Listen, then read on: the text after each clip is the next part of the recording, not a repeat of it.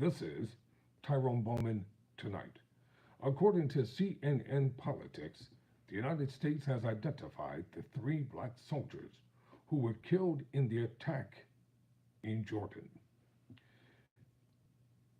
According to CNN Politics, once again, the three U.S. soldiers killed in the drone attack on a U.S. military outpost in Jordan were identified Monday as Sergeant William Rivers, who was 46, Carrollton, Georgia; Specialist Kennedy Sanders, 24, of Waycross, Georgia; and Specialist Brianna Moffett, who was 23, of Savannah, Georgia.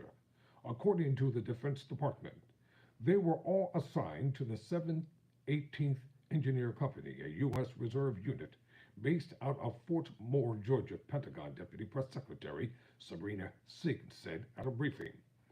More than 40 were injured in the attack, according to Singh, a number that could possibly increase. The drone hit a housing facility on the base where many service members were asleep in the early morning hours, leading to the high number of casualties, she said. Sanders' post told CNN's Erin Burnett that they want their daughter to be remembered for her service, sacrifice, and how she lived. I just want people to remember that even though your time was short on earth, she lived her life to the fullest, and she enjoyed her life. In any situation that she was in, she made it enjoyable.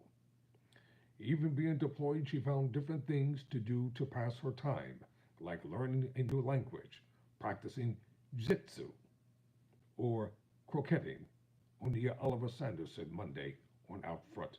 I'm going to show you the photo of the three African American soldiers who were killed in Jordan. These are undated photos from the U.S. Army Reserve Command, and they're showing Sergeant William Jerome Rivers, Specialist Kennedy Laden Sanders, and Specialist Brianna Alexandria Moffett. So let me get this photo up here. I'm trying to anyway. Well, trying to crop it so that we can see it together. Oh.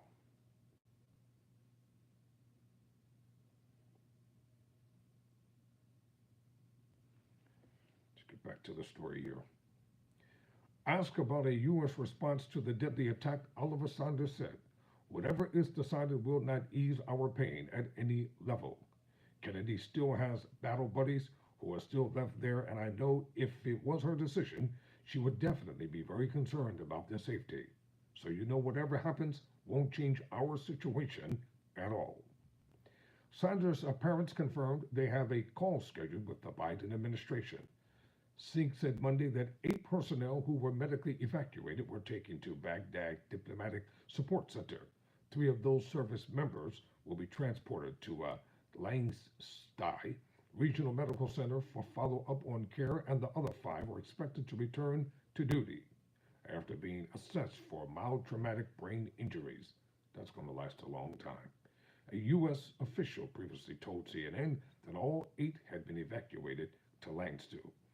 The drone approached the U.S. military outpost Tower 22 around the same time as an American drone was returning to the base, which led to uncertainty over whether it was hostile and caused a delay to the U.S. response, two U.S. officials told CNN. The enemy drone followed the American drone as it approached, but it is not clear whether the enemy drone intentionally followed the American one or if it was a coincidence, one of the officials said. The enemy drone also flew low, which may have allowed it to evade the base air's defense, officials said. U.S. officials are also still assessing the drone's point of origin. The attack on Sunday marked a significant escalation after roughly 165 attacks on U.S. and coalition forces since October 17, further raising concerns over a broader conflict breaking out in the Middle East, while the U.S. and its allies navigate rising tension on multiple fronts. A U.S. official told CNN that there have been 6 attacks since Friday, including Sunday's drone attack and a multi-rocket attack on patrol base Shahada in Syria on Monday morning. While Iran-backed militia groups have launched continuous attacks on U.S. and coalition forces in Iraq and Syria, leading to one serious injury and dozens of others that officials have described as fairly minor.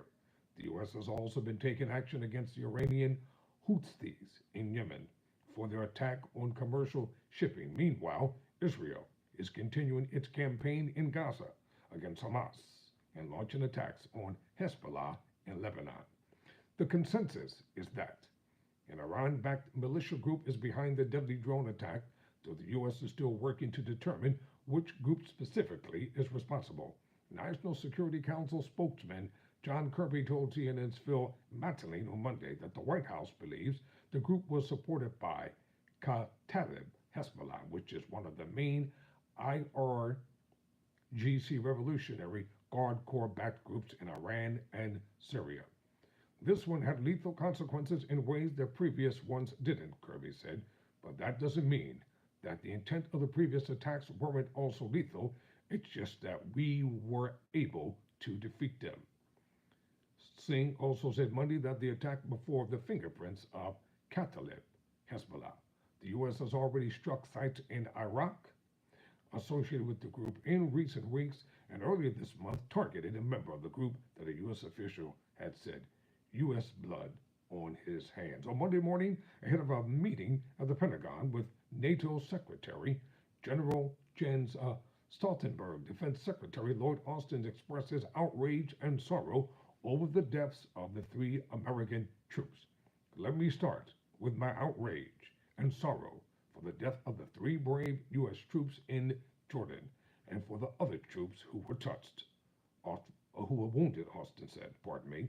The President and I will not tolerate attacks on U.S. forces, and we will take all necessary actions to defend the U.S. and our troops. I'm Tyrone Bowman. Never surrender, never quit.